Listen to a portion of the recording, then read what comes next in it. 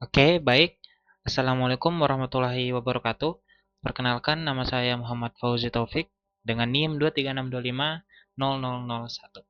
Nah, di sini saya akan menjelaskan tentang perencanaan eh, pembangunan proyek kami, yang dimana kami ini akan membangun sebuah sistem reservasi meja untuk restoran atau kafe yang bernama Arunika Table.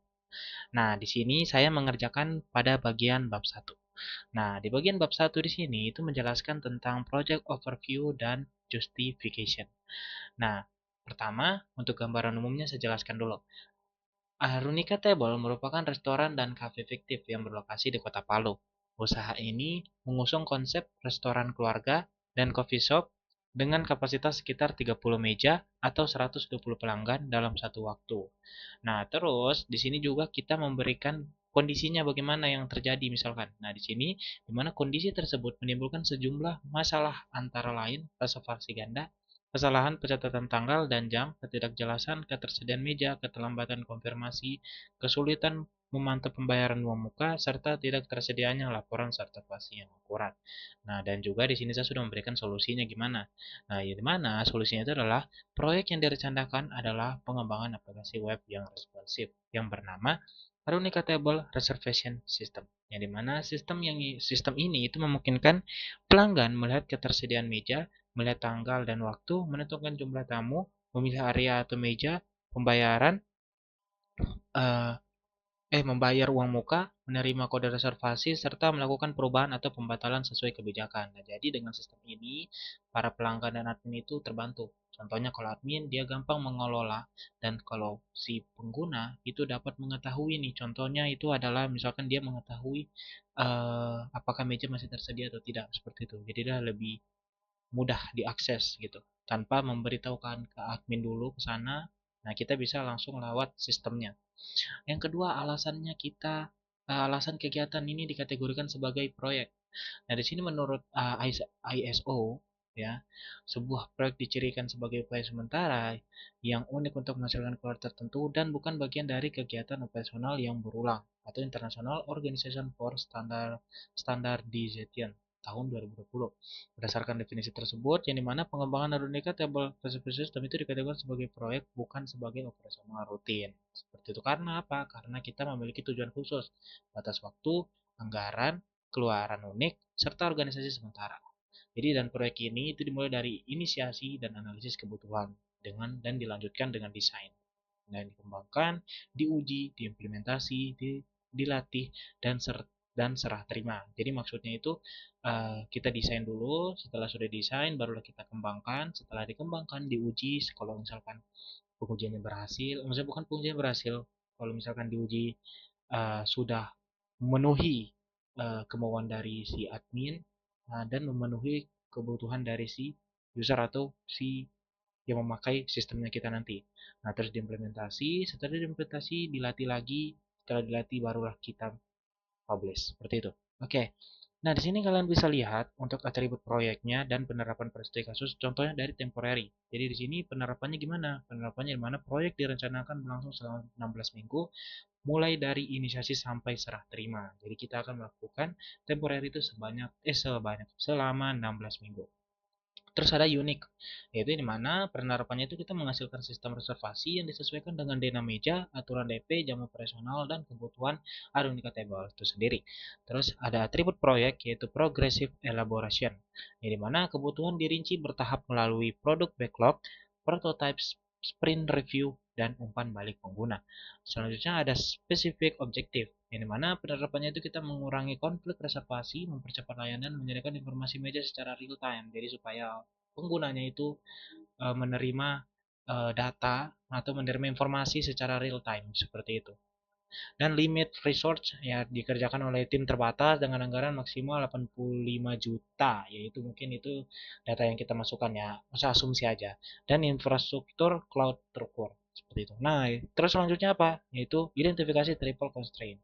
Jadi triple constraint itu menjadi dasar pengendalian proyek karena perubahan pada satu unsur akan mempengaruhi unsur lainnya sebagaimana ditegaskan pada PMBOK GUID edisi ketujuh yang menempatkan kalau pengelolaan ruang lingkup, jadwal, dan biaya sebagai bagian dari domain kinerja perencanaan proyek. Itu menurut Project Management Institute tahun 2021. Dalam proyek ini, ruang lingkup waktu dan biaya disepakati pada tahap awal dan setiap perubahan harus mulai proses pengendalian perubahan. Nah, di sini juga ada table yang dimana ada constraint yaitu scope, yang dimana rencana dasarnya itu adalah aplikasi webnya itu responsif untuk pelanggan dan dashboard adminnya ada reservasi mejanya, ada jadwal, DP, QR code, check-in, notifikasi laporan, dan manajemen pengguna. Jadi ini nanti rencana dasar atau fitur penting dalam sistem kami. Nah, indikator pengendaliannya gimana? Yaitu ada product backlog, scope baseline, acceptance kriteria, dan change request. Terus selanjutnya ada constraint time, yang dimana dalam rencana dasarnya ya seperti biasa sudah sebelum sebelumnya itu 16 minggu, yang dimana uh, itu apa dikategorikan. Yang pertama 2 minggu pertama nih itu kita melakukan inisiasi dan analisis. Terus 2 minggu kedua, 2 minggu selanjutnya itu melakukan desain. Nah, terus 8 minggu kemudian lagi kita melakukan pengembangan. Maksudnya kita melakukan pengembangan itu selama 8 minggu dan 2 minggu lagi kita melakukan pengujian dan 1 minggu kita melakukan implementasi dan terakhir kita 1 minggunya kita melakukan pelatihan serah terima. Nah, terus untuk indikator pengendaliannya gimana? Kita menggunakan split rundown, milestone, weekly status report, dan schedule variance. Nah, selanjutnya apa? Constraint cost, yaitu di mana rencana dasarnya kita akan membatasi anggaran sebanyak 85 juta. Termasuk itu sudah termasuk analisis, desain, pengembangan pengujian, hosting awal, pelatihan, dan cadangan risiko. Nah, indikator pengendaliannya itu ada cost baseline, catatan realisasi, persetujuan pengeluaran, dan kontingensi reservasi. Seperti itu. Nah, jadi prioritas proyek ini itu menggunakan skop terkontrol, waktu tetap biaya terkontrol, dan fitur ini wajib selesai dalam 16 minggu. Seperti itu. Nah, makanya kita langsung lanjut aja untuk masalah solusi dan manfaat stakeholdernya. Di sini ada 2 table ya dan disertai dengan masalah dan stakeholder. Nah, di sini masalah juga kita bahas dulu sini. Ya, di mana masalah pertama yang kami terapkan itu adalah reservasi dicatat melalui pesan dan buku sehingga mudah tumpang tindih. Nah, ini dulu masih manual sebelum ada sistem. Solusi yang kita tawarkan apa? Yaitu kita melakukan kalender reservasi terpusat dengan koordinasi kapasitas start dan pencegahan konflik jadwal. Nah, ini lagi-lagi kita akan terapkan di dalam sistem kami nanti. Nah, terus ada manfaat utamanya, yaitu adalah reservasi lebih akurat dan beban admin berkurang.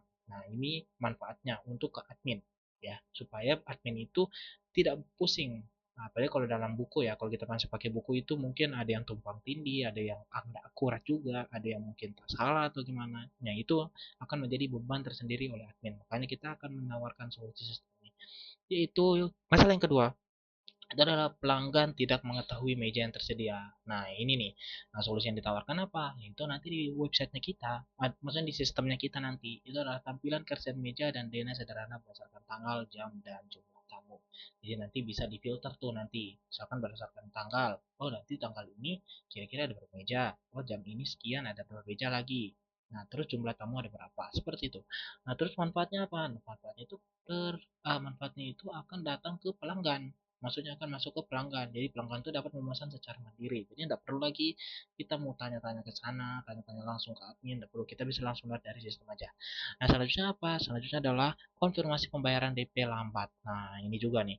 Nah, solusi yang kita tawarkan yaitu adalah pencatatan DP melalui QRIS atau Payment Gateway atau verifikasi manual terkontrol. Nah, manfaat utamanya yaitu status pembayaran lebih jelas dan risiko no show berkurang. Nah, selanjutnya apa? Yaitu masalahnya tidak ada bukti reservasi yang standar. Nah, ini biasa orang-orang minta tanda buktinya biasa ya. Ini biasanya nah solusi yang kita tawarkan itu adalah kode reservasi dan QR code untuk check-in. Nah, manfaat utamanya supaya proses kedatangan itu lebih cepat. Oke. Terus masalah lagi, laporan sulit dibuat. Nah, solusinya apa? Solusinya adalah dashboard dan laporan harian. Kita buat nanti. Ada laporan harian, mingguan, bulanan, tingkat okupansi, pembatalan, serta pendapatan atau DP. Nah, manfaatnya yaitu kita bisa memanajemen memperoleh data untuk pengambilan keputusan nanti. Nah, masalah yang terakhir itu adalah pelanggan sering terlambat atau tidak hadir. Nah, ini solusi yang kita tawarkan itu adalah kita akan melakukan pengingat otomatis ada atau notifikasi biasanya ya. Dan aturan batas keterlambatannya itu 20 menit nantinya. Nah, perputaran meja lebih efektif.